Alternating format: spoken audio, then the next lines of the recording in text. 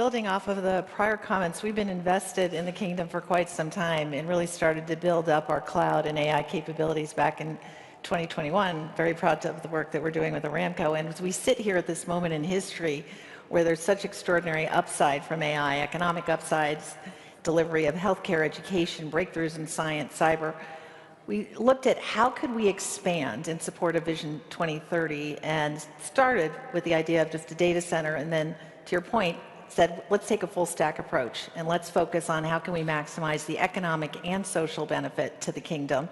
And so what we're doing is building out data centers. It's bringing GPUs and proprietary Google TPUs here. It's about the Gemini model, Google's most advanced AI model, Gemini, that's now in 16 Arabic dialects. It's the ability to unlock that so that we can truly help in the kingdom and outside of the kingdom to deliver on the promise of what is AI, and very importantly, this notion of concentric circles. It's not just serving customers in the kingdom, but what are the geographic concentric circles out that want to bring their work here. And importantly to it, in discussions with PIF and now with Humane, the goal is let's make sure that we're also focused on human capital investment, not just technical infrastructure investment.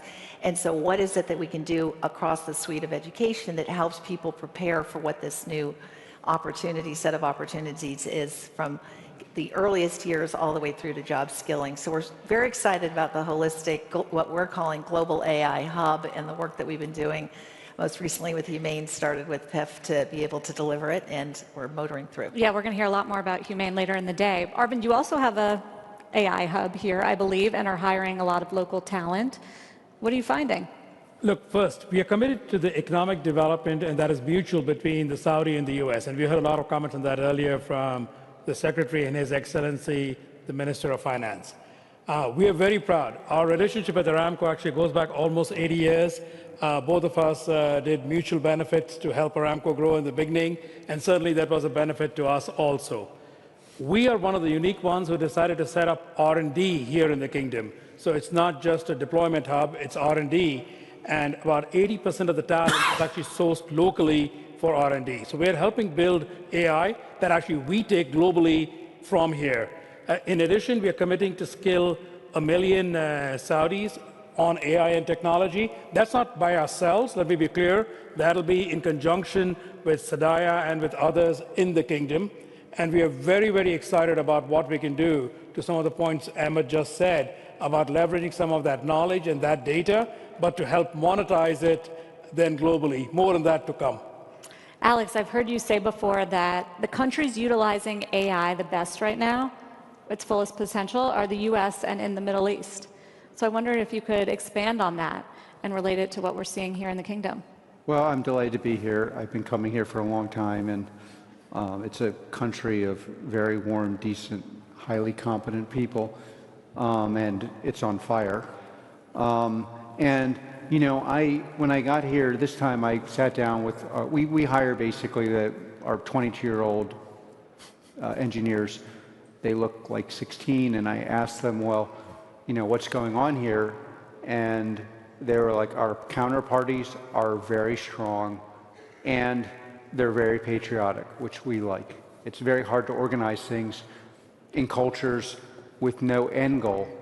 And so what you're seeing on the ground, if you're looking at actual value creation in the physical world that can be quantified, i.e. AI that's not a joke, you're seeing a receptivity in this region, especially in the kingdom, but the receptivity is on the back of people who have a deep tradition in engineering excellence and, quite frankly, believe in their own future. And so obviously the great contradistinction here is Europe, where you know, it's like people have given up. And I really hope that turns around in Europe. But for now, what you're seeing is and an openness to new ways of doing things, meritocracy. You know, this people underestimate, if you want to do engineering meritocracy, you're much better off here than almost any place in the world. And that ethos and that competence is going to lead to a massive outperformance, and in part because people don't have it really underestimate what's going to happen here. And so I mean, I'm very enthusiastic, and I also kind of like the people here, so that helps. It's a cultural fit for you. I like the jab at Europe as well. Rajit, how are you building the infrastructure in the country to do this? Yeah, thank you. It's a pleasure to be here. Look, at Data Vault, what we are doing as a Saudi company is primarily leveraging of what the kingdom has to offer in terms of building this critical infrastructure at scale, at pace, and at the lowest cost of compute. What we need to recognize that the whole AI boom will lead to the convergence of the price of energy with the price of compute. And the beauty of the kingdom is it has already established itself as the green capital of the world. And energy is produced at the lowest cost, especially renewable energy. And at Oxagon in NEOM, what we are doing is we are building the world's largest AI factory, a 1.5 gigawatt factory, AI factory, the first phase of which is commencing construction in a couple of months from now, $5 billion. And we basically are positioning the kingdom going forward to become the inference capital of the world.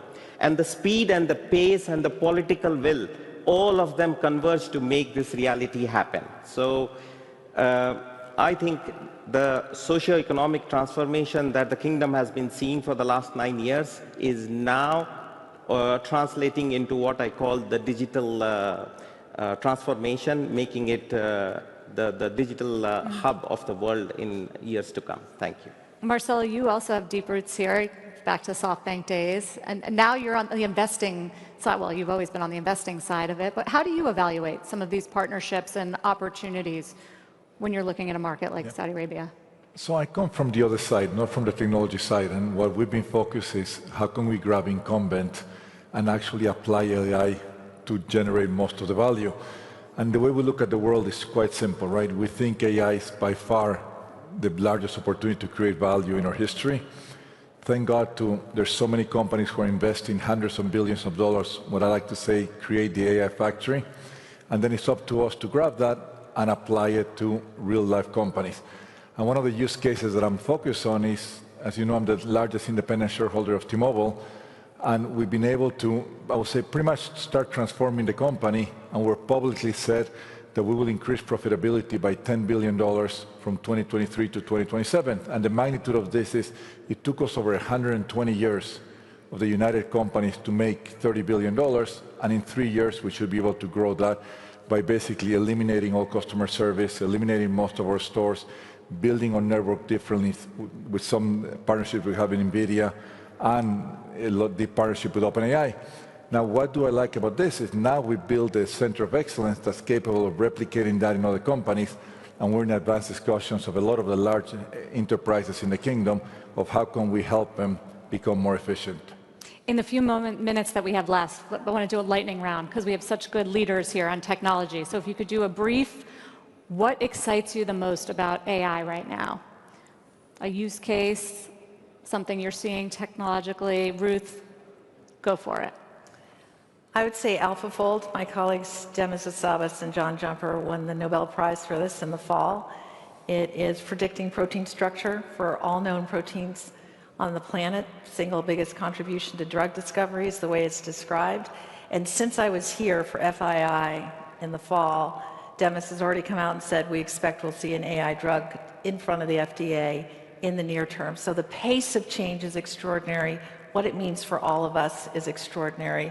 And I think it's also a model for how audaciously we should all think about the opportunity with AI. Rajit? I would say the geoeconomics of what the kingdom has to offer to the entire technology super cycle that we are about to embrace. This is the biggest opportunity. This is the biggest point of excitement. Arvind? AI applied to programming. You're going to find programmers are going to become twice as productive, which means there will be more of them, not fewer of them. Said from a programmer himself. Yes. Alex? It's a very unfair revolution, and there are going to be massive winners, and making sure the winners are the good people. and the losers aren't. That's what excites you. No. Marcella? To me, healthcare, I look at AI as the great equalizer.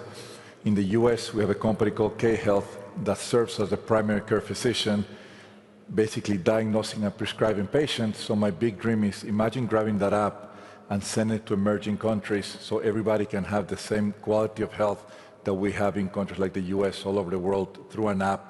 And because today, when you go to a lot of our countries, people go to a pharmacy, and the pharmacist is like the doctor trying to prescribe.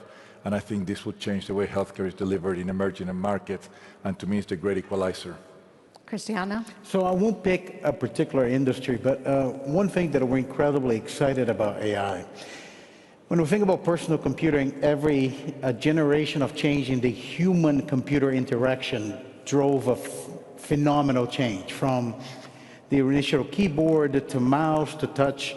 One thing that AI is doing right now, as computers now understand human language, is fundamentally change how we interact with any computer, and I think we're very excited about that change that is coming. Ahmed?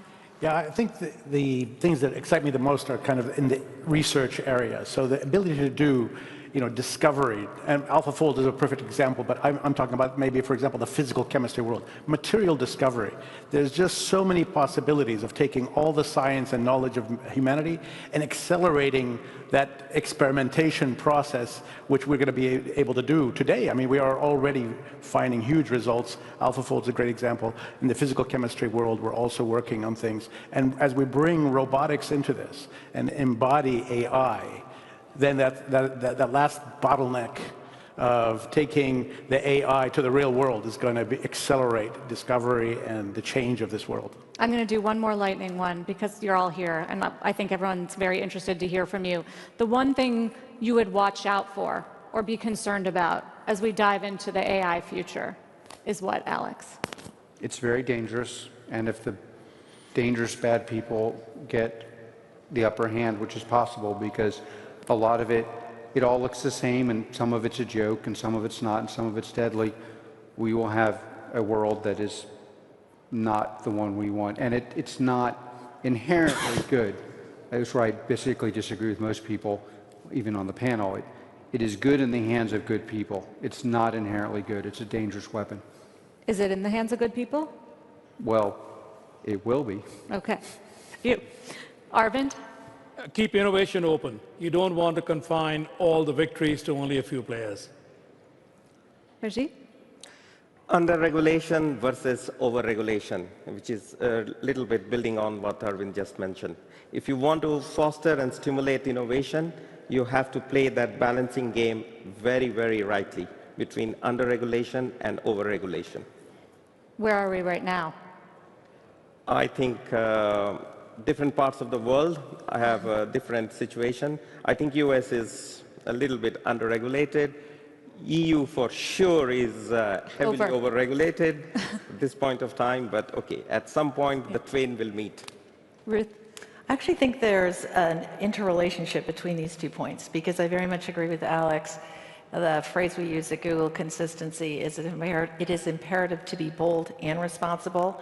We must protect from the downside in order to have the right and the opportunity to focus on the upside and deliver. And the only way to address some of the biggest social inequities and to deliver solutions, I think, is with AI, but you've got to protect on the downside. The risk if we over-regulate is that those who aren't regulated can get ahead, and in particular areas like cybersecurity, which many of us on this panel are focused on. It needs to similarly be a responsible approach to regulation, so we're not restraining it too much in order to protect against this downside risk. And I think Alex is very much right. It's something that we need to collectively stay vigilant about. Ahmed, what worries you? I mean, I agree with Alex and all that there is potential. Like we've been here before, there's been many other technologies which have been at the same kind of position. Maybe different, I don't know. But I think democratization is the solution. Really, the availability to all really does prevent the misuse by some. Because it really, it means that there's potential others will have similar capabilities. So I think the open source is a fantastic solution. It opens everybody's eyes. There's transparency, and that's where I think we need to go. Cristiano. I think I agree with him on the solution. I think one of the things we need to make sure happens is so impactful to so many industries. We need to make sure that every industry has the opportunity to innovate and use AI. Well, that's also good for your business. Marcelo, what worries you? Worries me that there's not enough people or companies who truly understand the power of AI, and if they don't act, they will disappear or they will stay behind. So it's a great opportunity for the leaders who adopt it, and there will be so many who are just doing use cases, who are doing proof of concept, and they will stay behind, and some companies will disappear. But we're all AI optimists on the stage, right? I don't know about you. Would you call yourself an AI optimist? Realist. Realist. Everybody else is an AI optimist because it relates to their business and the economy. Thank you all very much for a great session. We got a lot in a short amount of time. We appreciate it. Great stuff. Thank you. Thank you. Thank you.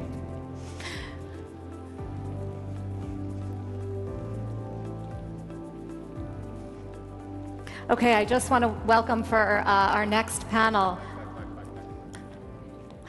Nasser Al-Tibi is with us. He's a senior presenter at Al Arabiya to talk about resilient supply chains, which is an issue that is very much related to the issue we were just talking about with technology, very much related to the issue of finance, something we learned about post-COVID, about how resilient our supply chains are and how to build supply chains so that they are resilient, so they offer security, so that they can keep up with the economy and with the population. So please welcome Nasser Al-Tibi to the stage.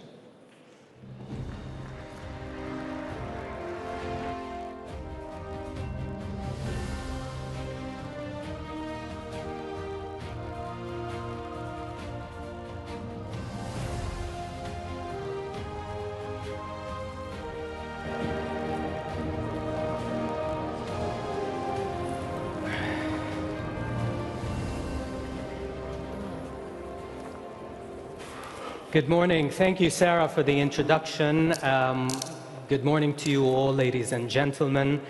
Global manufacturing, as it goes a rapid transformation, the need for agile, tech-enabled, and sustainable supply chains has never been more urgent nor more strategic.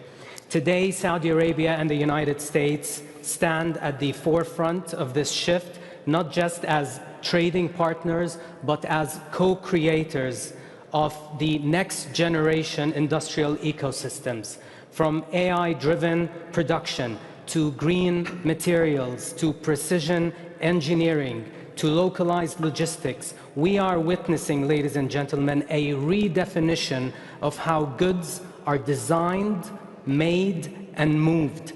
This session brings together some of the companies leading this transformation, companies that sit at the intersection of innovation, energy, manufacturing, and mobility. Together, we'll explore how their supply chain strategies are enabling agility and scale, and where Saudi-U.S. collaboration can unlock new frontiers of competitiveness. Let me first start by introducing to you our esteemed panelists, Sabah Al-Mutlaq, co-founder and vice chairman of Al-Fanar Group, Jim DeLuca, the CEO of SEER, Jerry Todd, head of National Development Division at the PIF, and Ken West, president and CEO of Honeywell Energy and Sustainability Solutions, and last but not least, Mark Winterhoff, the interim CEO of Lucid. Gentlemen, welcome. And let me start with this. I think this probably is the main question here. Global supply chains have undergone major shocks in the last 5 years or so. Started off by the pandemic. You know, we've seen natural disasters, wars, accidents in main waterways, trade disputes, geostrategic tensions. This has necessitated a reshuffling of supply chains. What lessons from these recent global disruptions are informing your current strategies in constructing adaptable supply chains? Let me start with you, Jerry. Thank you, Nasser. A lot has happened, and I think the development of those has confirmed, excuse me, the underpinnings of Vision 2030. If you think about what's happening in the economy today, there are three big things. The first is the industrialization of the economy, so replacing the import bill with local manufacturing. The second is building out the service economy at scale, so delivering the things people need, the experiences they need in country, rather than having people hop on a plane and go receive those somewhere else. And then the third is capturing the green shoring opportunity, so making sure that Saudi becomes a part of the global manufacturing footprint, leveraging the fact that we'll be one of the few places with long-term supplies of green energy that industry needs. And so for the first and third of those, industrialization and green shoring, building out domestic manufacturing capacity, deep local tech-enabled supply chains is really essential to that. So the volatility that's been happening confirms the need and the importance of doing that, but also the opportunity. And the fact that supply chains are at play today has accelerated a lot of the conversations that we've been happening with global partners. And what it means for U.S. companies is this annual procurement relationship with Saudi as a destination for exports will be turning into a much deeper relationship as U.S. companies come set up manufacturing here and become a permanent part of the fabric of the local economic ecosystem. Jim, your thoughts on this? Let me start first by saying what an honor it is to be here representing both the Kingdom of Saudi Arabia, as this is where I live and work, and the United States, as I am a citizen and have a home in metropolitan Detroit. The other thing I want to preface is that I've got 46 years in the automotive industry. I've lived and worked in countries around the world. And I can tell you there is nothing like what is going on here in the kingdom. Sear National Automotive Company is part of Vision 2030. And we like to say we're not just starting a car company, we are igniting an industry. Now, when it comes to the supply chain, I don't want to oversimplify things, but the nature of the business really dictates what you do and how you do it. To begin with, there are certain commodities that you don't want to ship around the world for one of two reasons. Number one, components that are big and bulky, think body subassemblies and chassis subframes, they need to be produced locally. The other subset are those products requiring customization. Think seats, instrument panels, exterior components that are painted. So we are partnering, as an example, with two U.S. companies, Lear for all of our seating, and Javis for all of our external painted components. All told, we've got 5 global Tier 1 suppliers who are co-locating with us in King Abdullah Economic City. When you add the partnership Tier 2s that we are adding to support them, we've got about 45% of our bill of material localized, which is exactly what you would expect. The balance of the bill of material, you want to leverage that global supply chain. We go out with a techno-commercial analysis for every commodity that we bring in. It's the only way you can assure that you have the highest quality components at the best price. As an example, we're getting our e-drive units from Hyundai in Korea. We get to leverage the absolute scale of Hyundai, and in return, we get powertrains that are cost-effective, have a low weight, package really, really well, and are extremely efficient. So that's how we balance this need to utilize the global supply chain while at the same time localizing the part of the industry that must be localized. Mark, how does it look from where you're sitting at Lucid? Is it the same view from where Sear is here in Riyadh? To a wide extent, it's similar. But first of all, before I go into the supply chain question, first of all, I also wanted to say how honored I am to be here today with the esteemed panels here. And we actually are the first automotive company that decided to invest in a plant here in the kingdom. And we are really excited to be here, actually together with Sir, and I will elaborate in a second. We learned out of this turmoil over the last 5 years basically three things. First of all, it's about vertical integration. The second topic is about localization, and the third topic is around long-term stability. Why vertical integration? We made early on the decision to develop all of our key components in-house. That means that we are less dependent on the global supply chain because we actually can develop it ourselves, we produce it ourselves. We started that in the United States, in our plant in Arizona.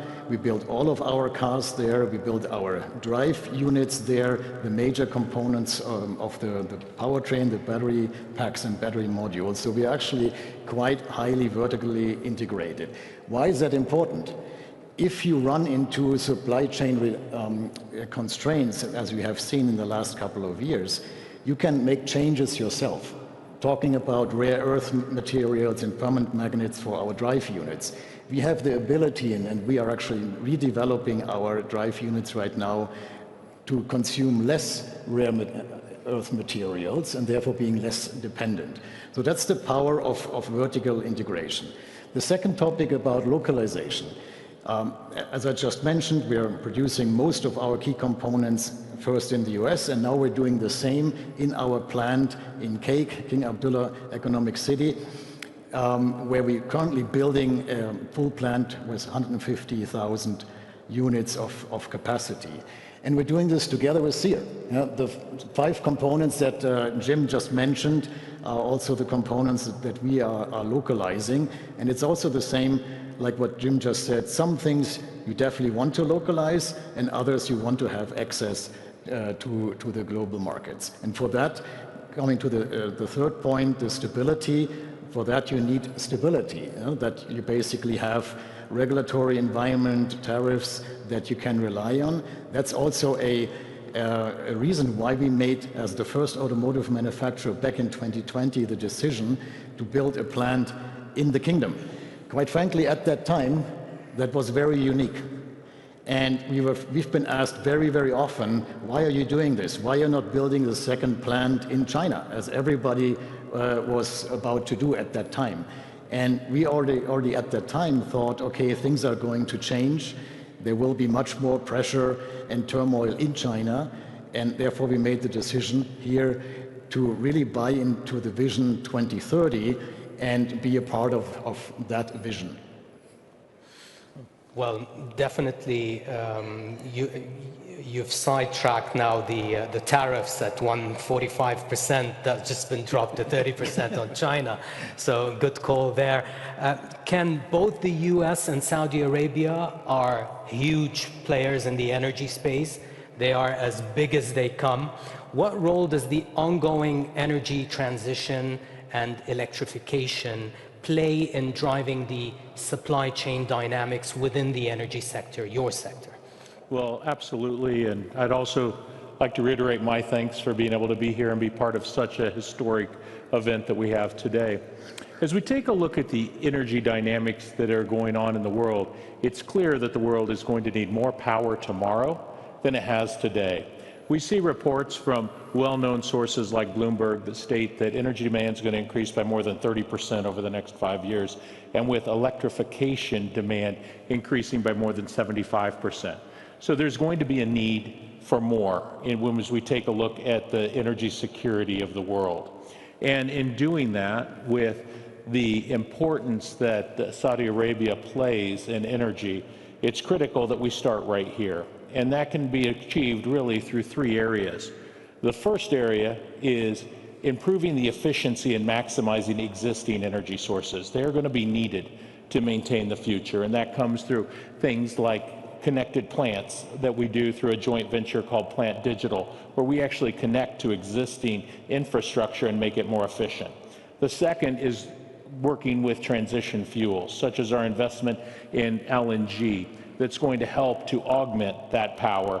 And lastly is going to be moving into new fuels like sustainable aviation fuel and other renewables.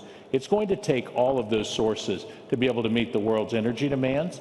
And as I take a look at the importance of the region here, I'm very proud of the fact that we've now scaled up more than 700 local employees, with half of those being Saudi nationals in key positions in commercial, R&D, and other areas of investment as we work to meet those challenges of tomorrow.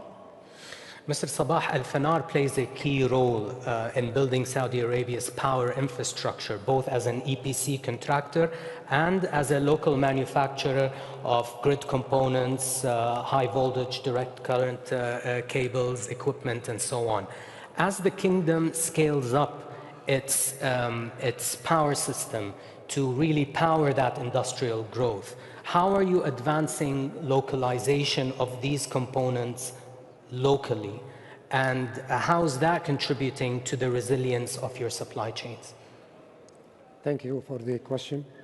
I think it might be just touch on this same subject, is to look at Al-Fanar started their manufacturing initiative, the first one, maybe 30 years ago. And when we started, the electrification supply chain was almost zero in Saudi Arabia, that we had to import even steel boxes where we house the equipment. So we thought this is a good project to start. And what I would like to say here is that, which will reflect on the future, is that with the bundle of government initiatives and all the facilities which was provided to us, we were able to build an infrastructure and a supply chain in Saudi Arabia. Nowadays, we are producing high voltage DC equipment within the kingdom in Riyadh.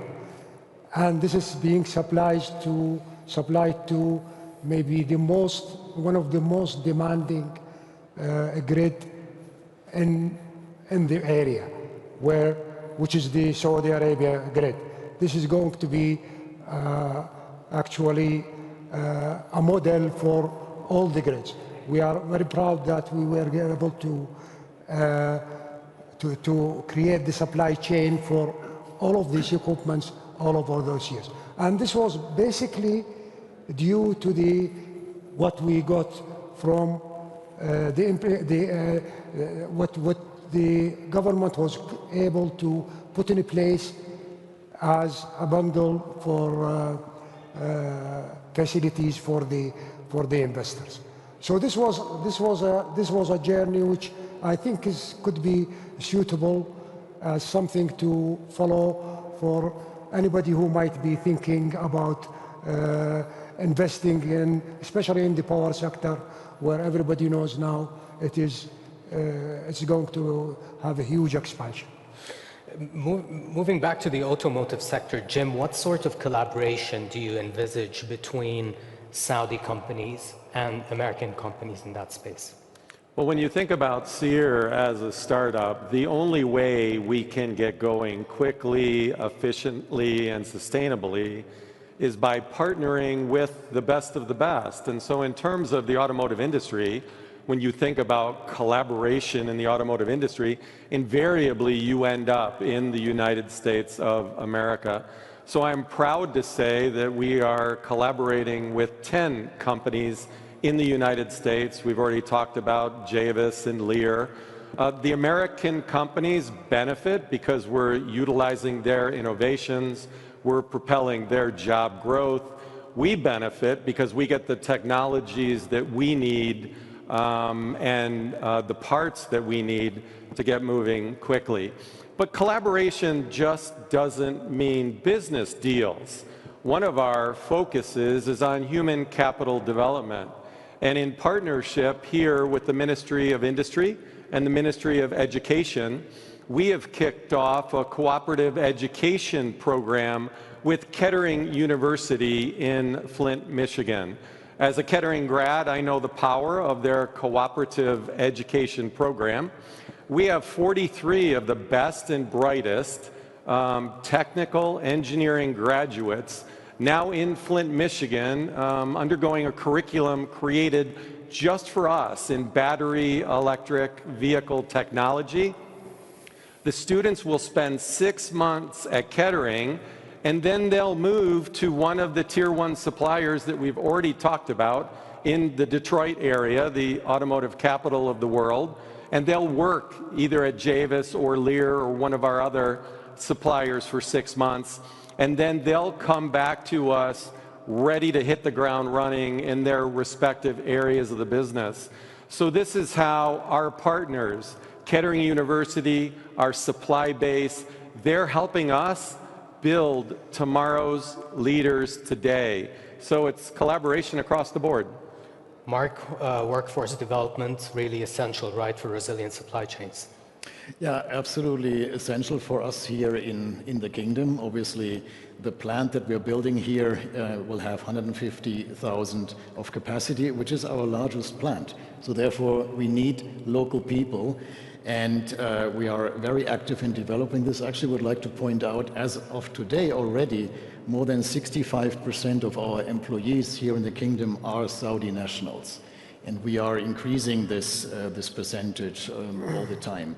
We are collaborating with HRDF on a program where we are training people for the plant in AMP2, which were in Cake.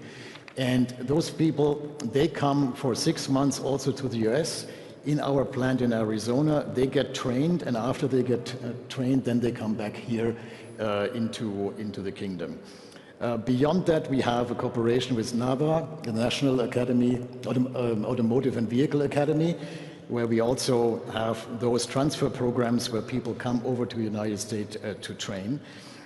But then it's not only bringing people from Saudi to the United States, but it's also the other way around. We recently signed a cooperation with KAUST, with the university, and we are bringing our brightest engineers over here to work with KAUST on leading edge technology topics, be it autonomous driving, AI modelings, simulation, crash testing, all of those things that are really crucial for the automotive industry, and have our engineers come here to work with the local leading university to develop this talent here locally. So it's very important for us, and we're investing heavily. Ken, how can joint ventures in the energy sector support advancing localization, particularly in Saudi's case? Yeah, absolutely. Joint ventures are a way that we can accelerate the speed of development. So as we think about our localization initiatives, by having strong partners like we do in our plant digital joint venture with Aramco, we're able to get real customer insights, be able to understand what their needs are, and develop very dedicated training programs for the localized workforce that is able to meet those customer needs as they develop solutions. So much like what Mark is doing at Lucid, we're able to partner with multiple local universities to do training right here in the region, along with allowing engineers to come over to our US capabilities and labs and train there to come back and take the latest and greatest knowledge into their local facilities. Jerry, coming back to you, from smart industrial zones to logistics hubs, what role does the PIF play in enabling the digital infrastructure, which is going to be, extremely important, that infrastructure, the computing power needed for agile, tech-enabled supply chains? How is it that you go about bringing that technology and diffusing it locally? Thank you. Deep local tech-enabled supply chains are the ultimate goal. PIF is a dual mandate investor, so we invest for financial return, and then we also invest to drive the economic diversification of the economy. And we do that in part by setting up OEMs at the end of the value chain that in their own right need to be successful. They need to meet the needs of their customers. But they're also a catalyst to bring in supply chains over time. And so in order to do that, we work with our partners across government and the private sector to create the right enabling environment for those supply chains to be successful. So we look at talent-related issues. Mark mentioned NAVA, which is the National Automotive Vehicles Academy, which took in its first cohort of 210 students in October. This was from 28,000 applicants. We also work on policy-related efforts. So the King Salman automotive cluster has been set up as a special economic zone with a variety of tax and other incentives in order to make it easier to do business there. There is a major transportation and logistics upgrading that's happening across the kingdom, being led by the ministry. And we also put capital to work to accelerate the development of local supply chains. So we have a vehicle called Tusaru, which invests in the mobility ecosystem. Now, given the direction of travel for global manufacturing, increased automation means that cost of capital, access to clean energy, and kind of business-friendly policies in the right G2G trade environment are essential.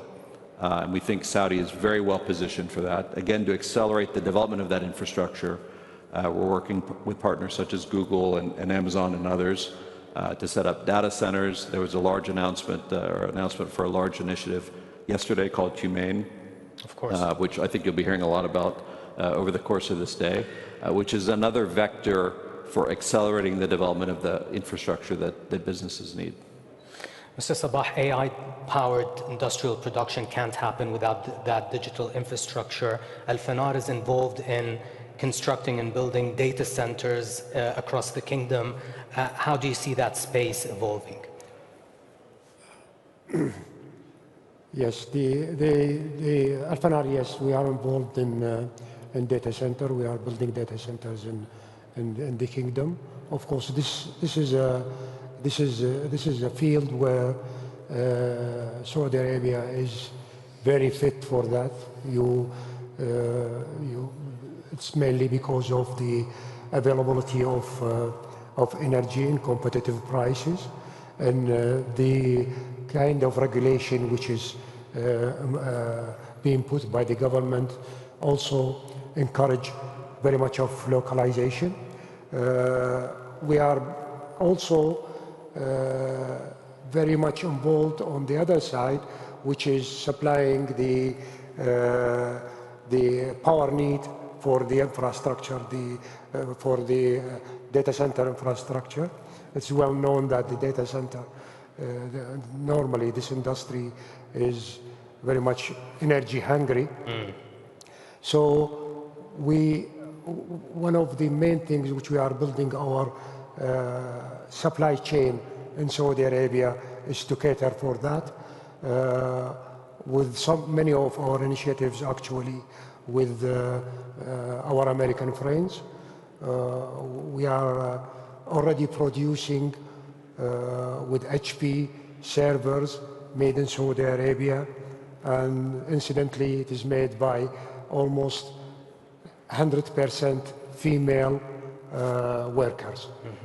We are also building power modules with Vertiv in Riyadh, also in the industrial area in Riyadh.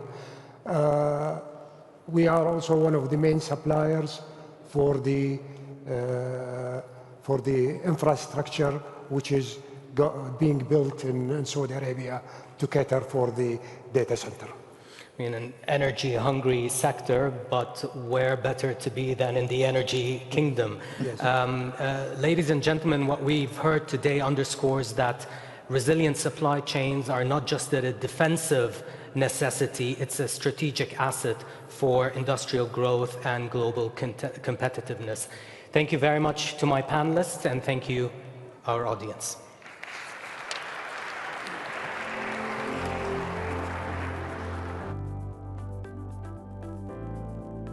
Thank you, Nasser, and your esteemed panelists for a great session. That was truly a powerful reminder of how collaboration and innovation are actually shaping the industrial backbone of our economies.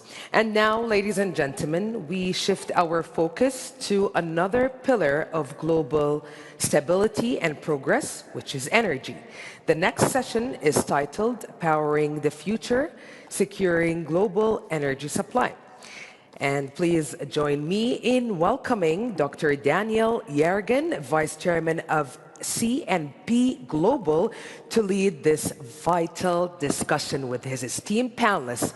Welcome, Dr. Daniel. The stage is yours.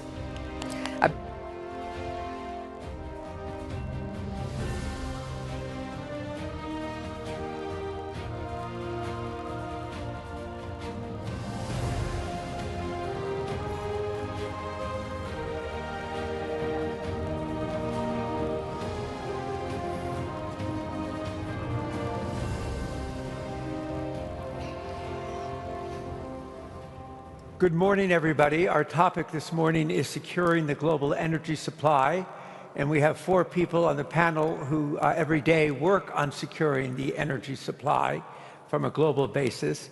Mohammed Farouk from Adas Holding, Anthony Petrollo from Neighbors, Garish Salagram from Weatherford, and Clay Williams from NOV.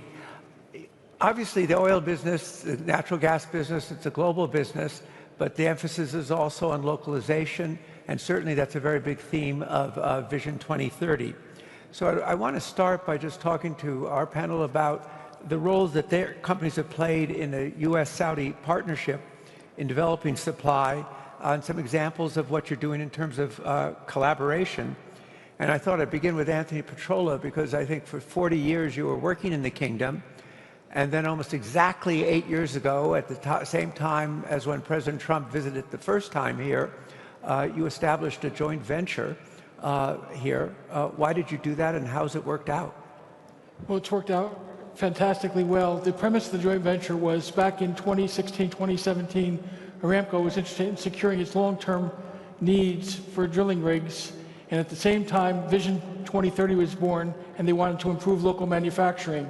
So the premise of the joint venture was to create a program in which Aramco would commit to deploy 50 rigs costing about $2.5 to $3 billion over 10 years against 10-year payout contracts. And that kind of program was unparalleled in the industry, and it represented a great opportunity for Neighbors. We had been in the kingdom for 40 years. We had worked for Aramco. So let me ask you, has it worked out? It's worked out extremely well. Yeah. Good, good. Let me ask Garish about your experience. Yeah, you know, we've been in the kingdom for just about as long, several decades of experience, and had tremendous partnership both with Aramco on developing technology, working closely with them, but also with other local companies. So we've had a joint venture in the kingdom for over 40 years.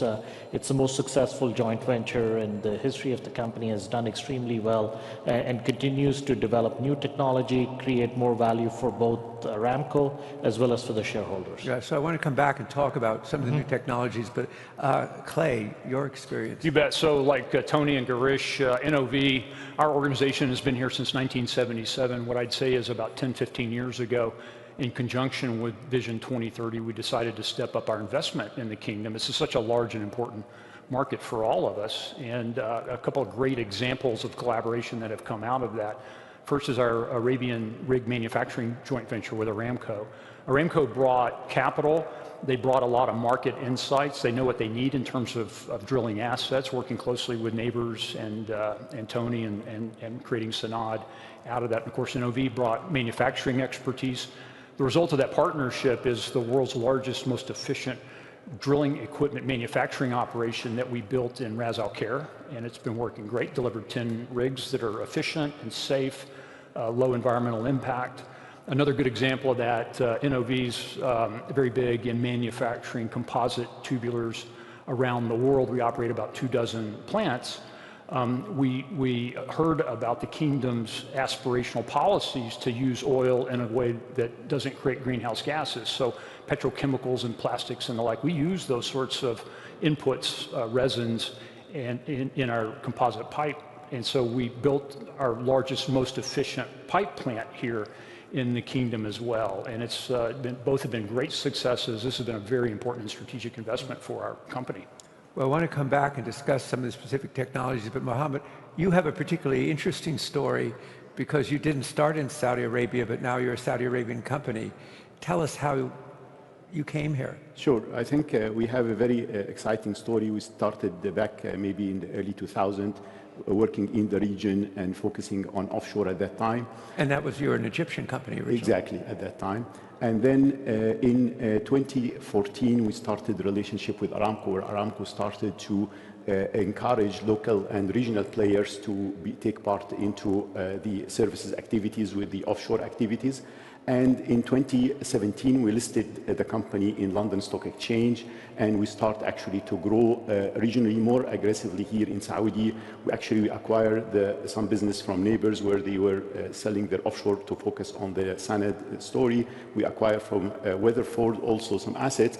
And back in 2020, during the COVID, the PIF said, okay, guys, we want really to take the company private, and they got almost 37% of the company.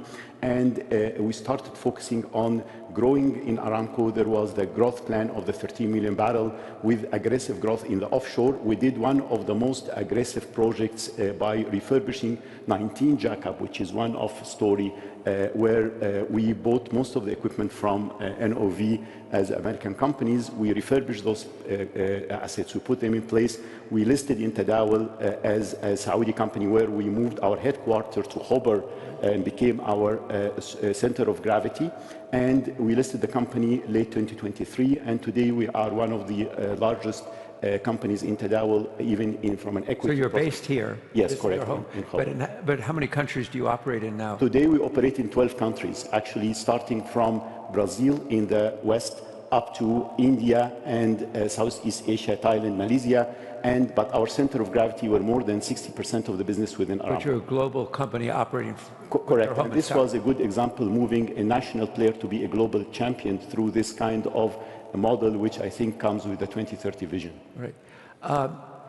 Clay, you've said it's important to be close to operations. Yes.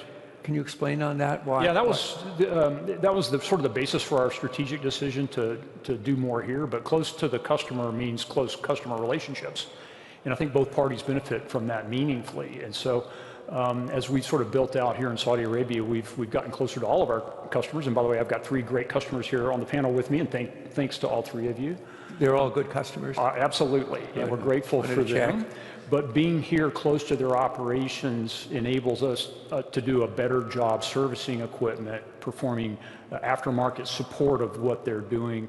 I think it shortens the feedback loop for an OEM manufacturer like NOV to hear directly from our customers the challenges that they're running into, the opportunities to improve equipment and operations. And so it's really a partnership and a collaboration. Because you provide the equipment and the components that these companies all use. Exactly, right.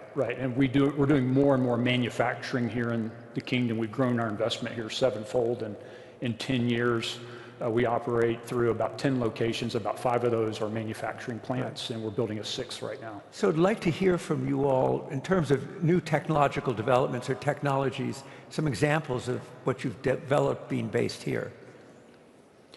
Sure, I'm happy to start. So a moment ago, I mentioned our composite pipe manufacturing. Why don't you explain what a composite pipe is? So composite pipe uses fiberglass and resins to build pipe that can hold pressure and deal with temperatures that are found in the oil field. And not corrode. And not corrode. That's the key differentiator. So unlike carbon steel, can withstand salt water and sour gases and those sorts of things much, much better, and is a really interesting and clever application of petroleum in a way to monetize that asset that doesn't have a greenhouse gas effect. And so the Aramco here has really embraced this technology, particularly around the unconventional developments. What we found when we built our plant here is we really created a manufacturing hub that could innovate new products for this market that we can now make in our plant in San Antonio, Texas, and sell to our oil field customers in the United States, and vice versa. So we sort of have these 2 composite pipe manufacturing hubs. They're advancing technology with the help of our customers. and it lifts both of their operations up. They both benefit from that network collaboration. Right, and that started here. Yes. Closet. So, yeah, echoing on what Trey said, I think we are very fortunate here to have a customer like Aramco who's got a very vast set of operations. And it gives us simultaneously a few things. One is it gives us a very large scale of operations, big volume, but also a customer that is very committed to the latest technology and wants to ensure reservoir integrity. So, working with them over the past several decades, a lot of new innovations that have come out of here in our cementing products business, for example, our stage tools that are used as part of the cementing process to ensure wellbore integrity. That's something that's got pioneered here. It's gotten used in other parts of the world. We've developed technologies very specifically on intervention around how to sidetrack wells that again have had a lot of application here, and then we have been able to take that to other parts of the world.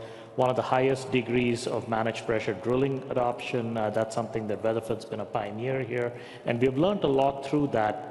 And what's really exciting about it is there is a very focused, very definitive and very purposeful sense of development of technology. It's here's a problem that we're trying to solve, how do we work together to do it, come up with a solution, a very process-oriented fashion of saying, here's how we're going to deploy it, and then you see what else you can do with it, and then it becomes something that's available for other parts. And started from here. Yeah. Yeah. Tony?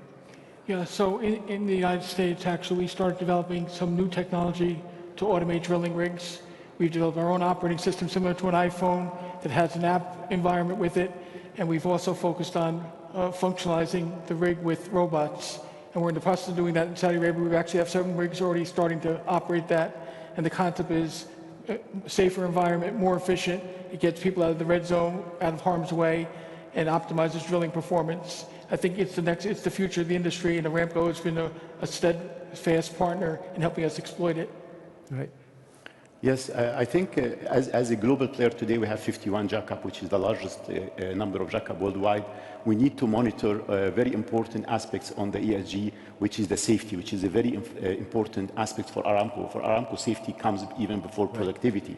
So we developed what's called Rig Eye, which is artificial intelligence engine with the video streaming to monitor all the operation on the rig real time, looking at red zone, looking at critical job, looking at safety aspects, and give a real-time warning to what's called operating command center, saying this guy is doing the right thing or doing the wrong thing, and stops things if it's going to be wrong. This has developed here as a starting point with a few of the jackup. Today it has been democratized on all the jackups within Aramco, on all the land rigs within Aramco we operate, and even we take this technology all over the world. So all our fleet now is equipped with the Rig Eye technology, which is AI driven. What do you call it, the red? Rig Eye. Rig Eye. Which is the eye for the rig.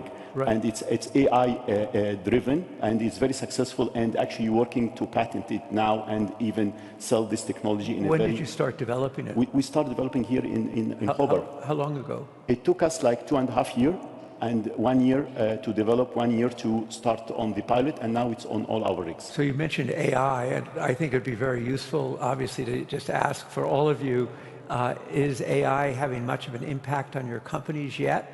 Or is it something that's still in development? I think it's in the second or third inning of the ball game.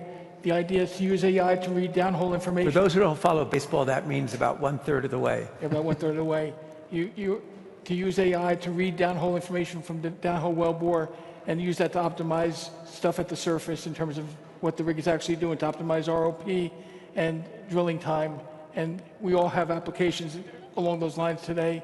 That is the future. And it's also the future for our people on the rig, because historically, the iron was dumb iron, a lot of manual labor, but the goal of this automation is to actually upskill the talent. And the idea is for a driller who runs a drilling rig, he has a high school education. In about 7 years or 10 years, he can be the person who runs the drilling rig. It's a $55 million piece of equipment. And the idea is with these tools now, he'll have a profession similar to what a G5 pilot has. And that becomes a destination job. So the quality of employment is actually going to be increased as we roll out this technology. I think it's very exciting for the labor force. Right. Yep. No, completely agree. I think it's had a very deep and profound effect in several areas where we've been able to apply it. But what's exciting is there's still so much other elements that just are untouched, and we still live in a world that is filled with a lot of manual processes, and there's a lot of excitement. I'll give you two very quick examples. One, just sort of picking up from where Dr. Farouk was talking about, very similar kind of an application where we do contracts where we've got complete ownerships of these LSTK type of contracts, lump sum turnkey, and same sort of concept where we've got AI built into the rig floor, and we're able to monitor everything. We're able to see if someone's doing something inappropriately. There's an alarm that goes off. Yeah, very similar concept. I was on one of these rigs a few weeks back, and it was fascinating to see. We played around a little bit, and immediately it's very real time, and it's very appropriate. Another example is in our tubular running service business, where we've incorporated AI into the system. It's a fully automated system. You now need only one person to operate it, so again, completely safe from not having anyone in the red zone standpoint.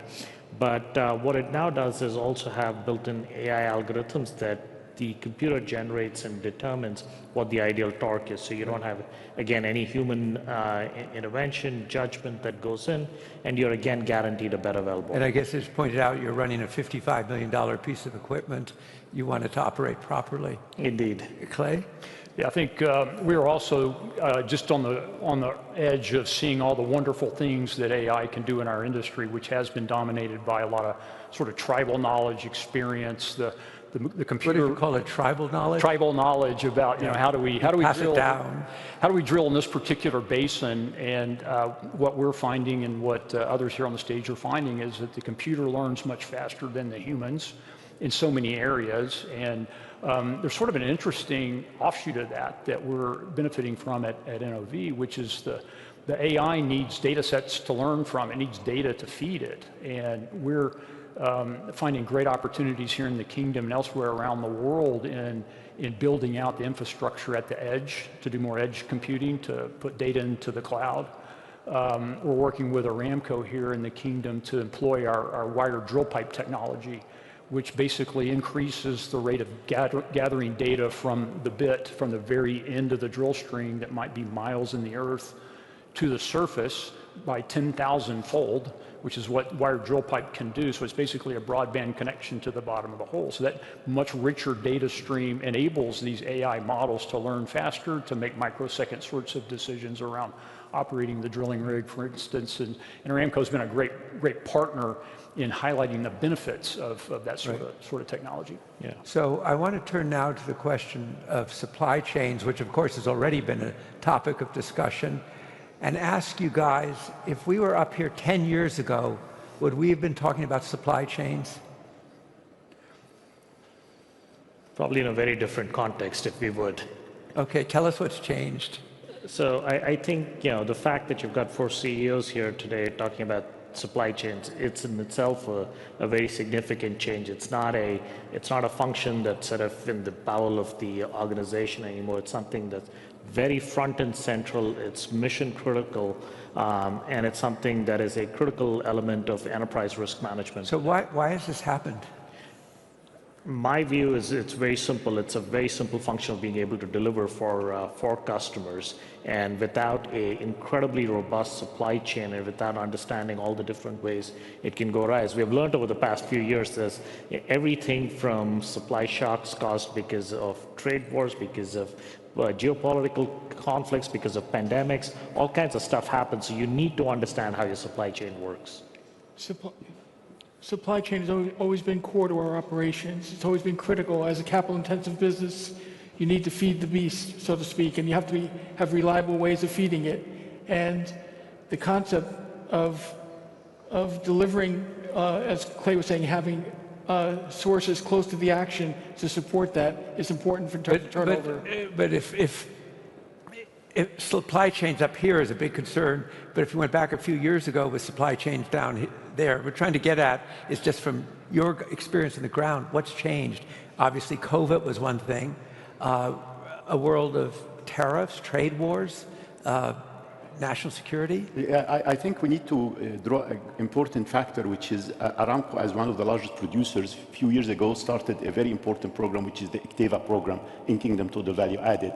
And this program put a lot of weight on how much is really produced within the Saudi Arabia. In other words, localization. Localization. So this has been a major transformation, where today companies started at 10% contents, today reach 50 to 60% contents, and this makes a major aspects, because having the proximity to the action plan is very important. Producing locally, fostering the economy, making it more cheaper, more affordable, make it the timing. So I think this has played an important role over the last 10 years, and I think it's still progressing, and I think it's a very important factor in the formula. You know, what he said is very important in the sense that, for example, today SANAD spends $600 million a year on maintenance, CapEx, and capital expenditures to keep the rigs operating. 5 years ago, the percentage of spent in-country to deliver that was maybe 70%. Today, we're at 92% of the $600 million we're spending in the country. That's a huge change, but that's better for the rigs, it's better for operations, and of course, better for the country. Right.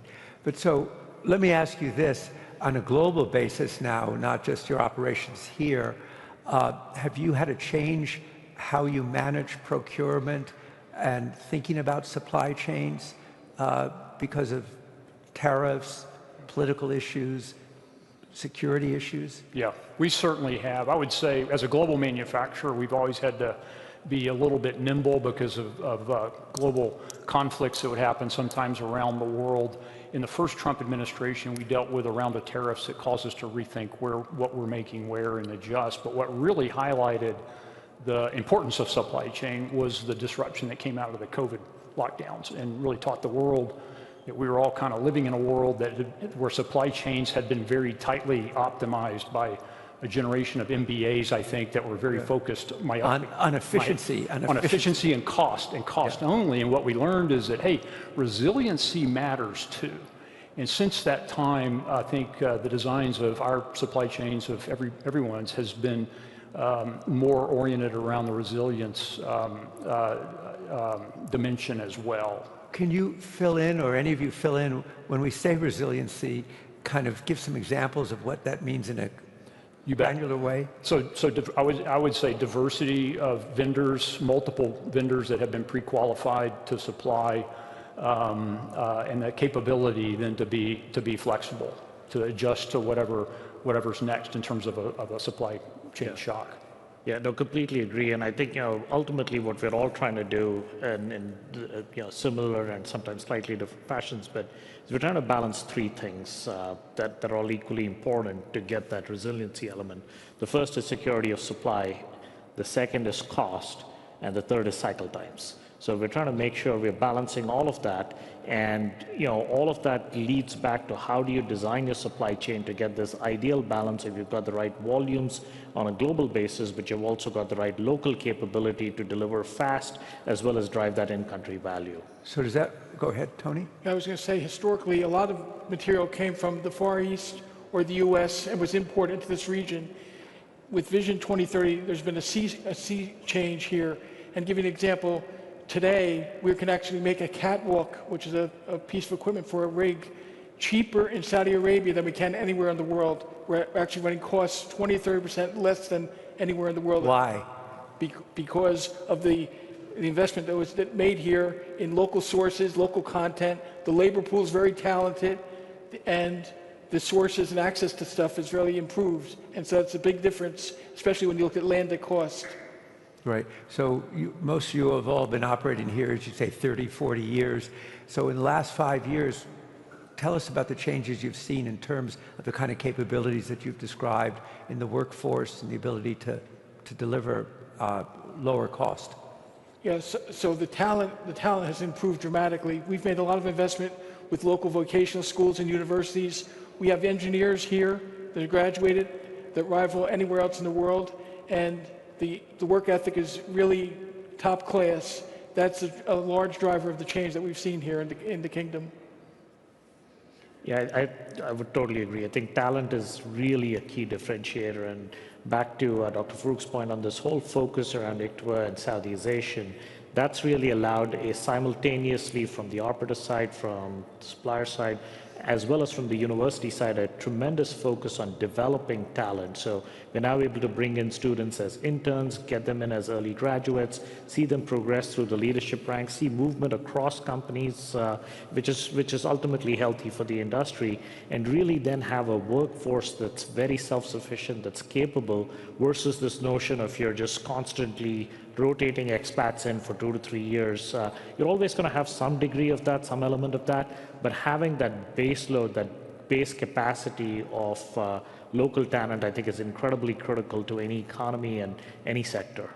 Yeah, I think it has different dimension. One is the talent and people side. Again, I have to refer to Aramco because it's the university there. They initiated something called SADA, Saudi Arabian Drilling Academy, which I think most of us has students and graduates going there. And we have to sponsor those graduates coming from school to this program, and we pay the money. They get the best in-class training, and we got very good employees at the end. The other dimension which we need to mention is the capital market. The capital market, including the debt and the equity, believes in the business, understand the business quite well. So we have the right financing, we have the right understanding from the equity market, which put investments there for a long term. And this is a very important enabler, allowing us really to be a long-term player and really looks for that in a very positive manner. So it's the people side, the investment side, and also the technology today available. So Clay, were you going to add something about the people? I was, and I agree and echo the other comments made here around the workforce. Terrific. So you can build a factory, you can have a terrific workforce, which we do here. The third part of that for a manufacturer is we were concerned about the supply chains of raw materials feeding our factories once we built these things and staffed them. And the Kingdom has been very, very good about listening to our concerns and responding to them. So over the past 5 years, getting back to your question, we've seen the investment in all of the other supply chains that produce the raw materials, the steel that we need in our operations. We buy HDPE from SABIC. We buy resins from JANA for our composite pipes that I mentioned earlier. And so the build out of this ecosystem is really sort of it's closing the loop on everything and really making, low-cost catwalks, for instance, a possibility and a reality for this market. So we talked about talent here. Let me just ask you, since you operate in the United States too, is talent a problem in the United States? I would say talent's an important issue everywhere and a challenge to just find the best and the brightest constantly. I think there is a tremendously greater focus in our industry in this particular part of the world and not as much in the United States. So I think the U.S. tends to pose a slightly bigger challenge, just given, I would say a tremendously greater amount of optionality and lesser interest. Right. I'll add, I think in a lot of ways our industry has been demonized a bit. Not here, but there. Not here, but there. The U.S. and Europe, and those two markets for us is more challenging than most of the rest of the world. Right. But here, you find a very motivated and absolutely talented workforce. Right. What about emissions? If we change the topic, addressing methane and those issues, how are you playing that? Yeah, I think what we started an important program is to reduce the emissions for our rigs by looking at, first of all, putting batteries to take some of the loads from the engines, so we reduce the number of engines and the number of operating hours, which I think is important to reduce emissions significantly. We look at using, for instance, the LED for all the lighting in the rigs, which is a significant amount. We look on energy saving. So there is a very important program, which again we started here within Saudi Aramco, and it's going quite well. And we are actually taking it outside now in other countries. So I think that's an important to have the emissions, specifically from the rig prospect, from lifting prospects. Lifting here is very low emission by nature. So I think, but I'm speaking about the engines and the rigs and the services. I'd like to hear from the rest of you on. There's a big misconception that the hydrocarbon industry doesn't care about emissions and sustainability, and that's a big mistake. take our host here at Aramco, they made it a strategic priority for sustainability. They, among the major producers, they have the lowest CO2 per BOE in the world, which is amazing, and they're going to do better than that in the future. As Dr. Farouk said, when it looks at the drilling rig today produces 20 to 25 tons of CO2 a day, and there's 1,500 around the world. And so the industry is making a priority to find solutions, everything from converting diesel engines to dual fuel with natural gas, fuel additives like hydrogen or nanomaterial to add to for combustion, digitalization to make the drilling process more efficient, to get more wells per less CO2 per well. And those initiatives are all being driven in the field by people looking every day for efficiencies. I think the energy industry over the years has done really major problems it's tackled very well.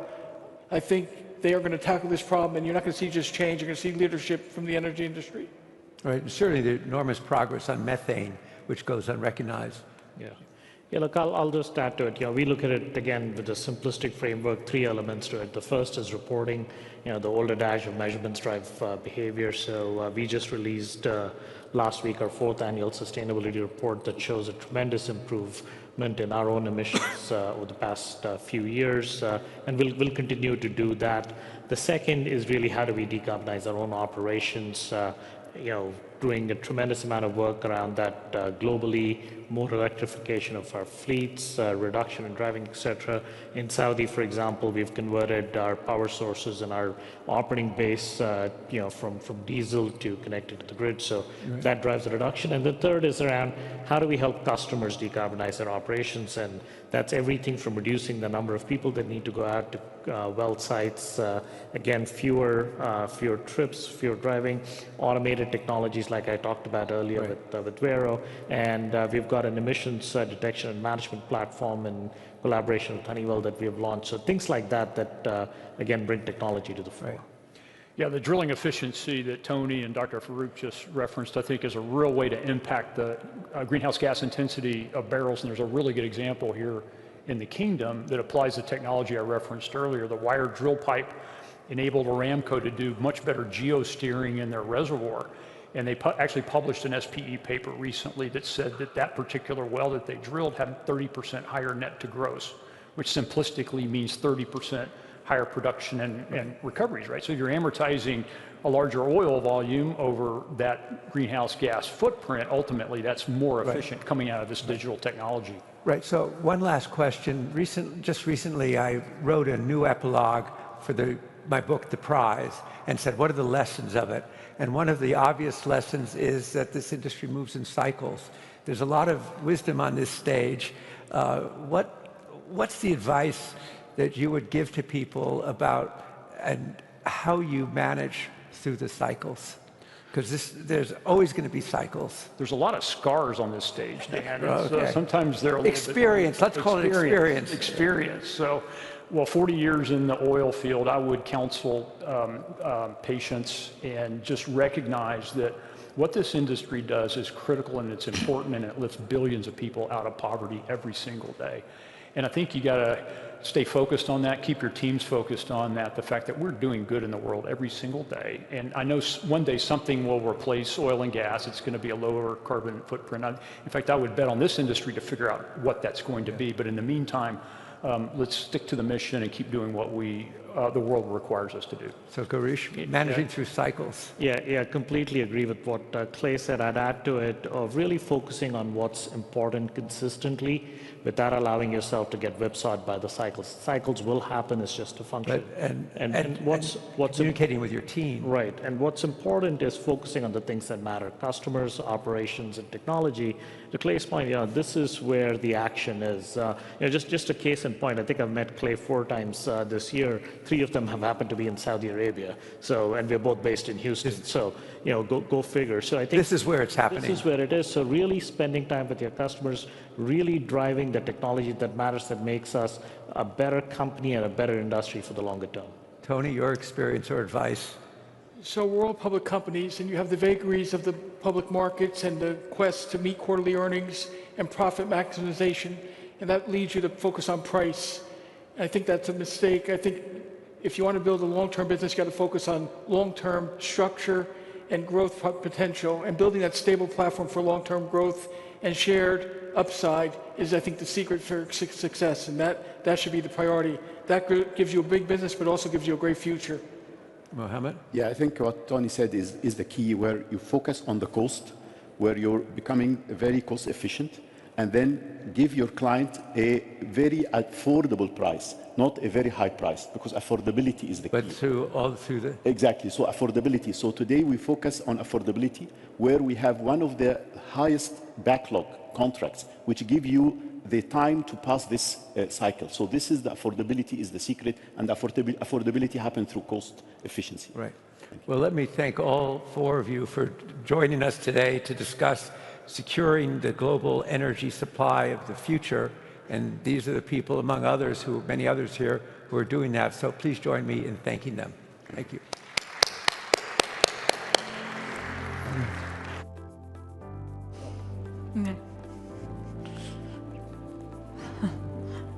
Hello. Well, what a productive morning we had. Hi, Dan. We are going to break now for lunch, but I have two quick announcements. Please be back at 2 p.m. sharp, because we have a star-studded afternoon of leaders and leaders from industry as well. And also, please be sure to visit some of the exhibitions from our great partners. They have some really, really great setups in Prosperity Hall. So take the time, and we'll see you back here at 2.